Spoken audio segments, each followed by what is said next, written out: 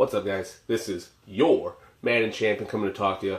And this is, I said on Facebook earlier that I wanted to talk about Papa Roach, which that's a video I am still going to do. I'm going to make that at some point down the road. And but right now, I want to talk about something that came to me through my YouTube feed, which is kind of scrolling through my videos, and that is the Final Fantasy VII Remake.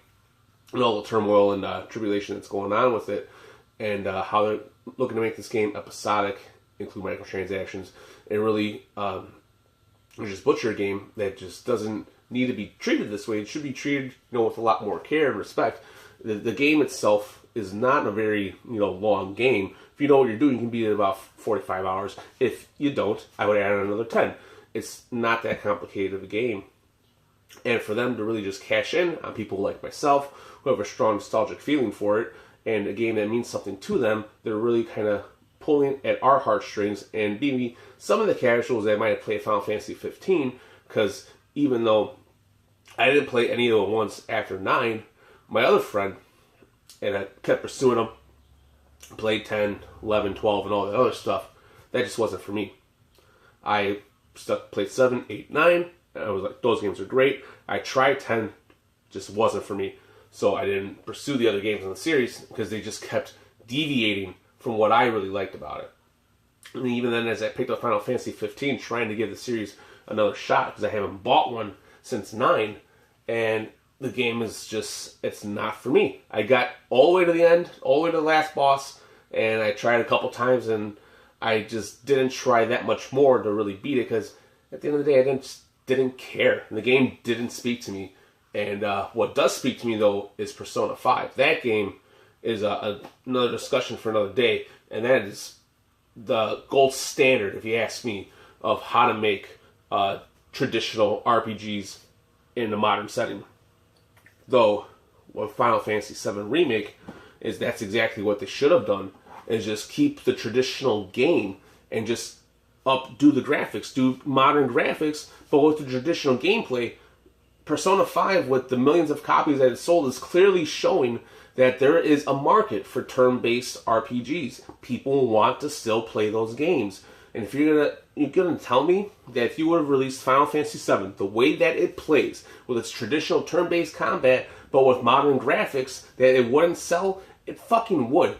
Persona 5 is proving it right now that turn-based RPGs still sell.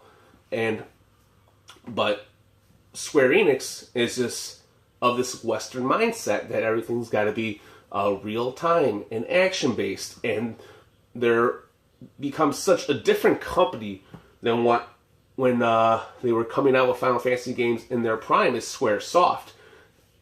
Squaresoft were really the kings of RPGs and that style of gameplay back in the early 90s and all the way to the early 2000s.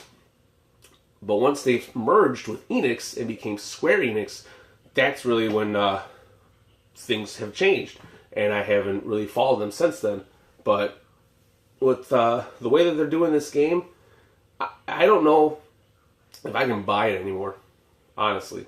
Because it's just not going to be the game that I remembered.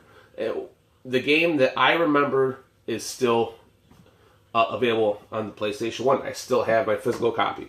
I got the PS4 version. If I want to play Final Fantasy VII on the PS4, I got the PS4 version of Final Fantasy VII, which is just the PC port, but at least that is the game. That's the game that I want to play, that I can still play on a modern system. The way that they're doing it now, I don't want to play that game.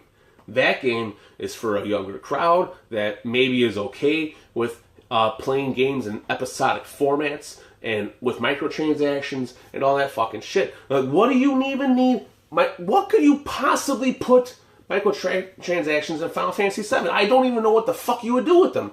Is it going to be to get the ultimate weapon instead of having to grind through the battle square for a good 2-3 hours to get the ultimate weapon, or having to fight fucking